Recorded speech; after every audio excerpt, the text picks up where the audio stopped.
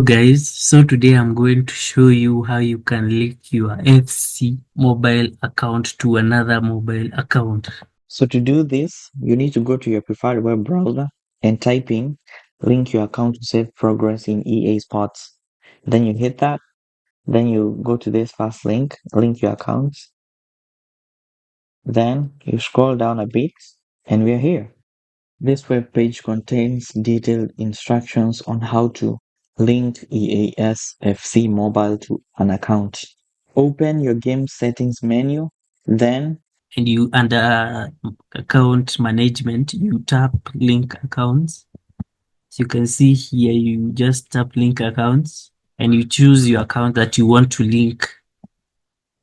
Then you can use your Apple account. You just use the default accounts that come with the phone. For Android, you just need to use your Google account, and for Apple, you just need to use your Apple iPhone account. And that is simply how it's done. If you found this content useful, consider subscribing.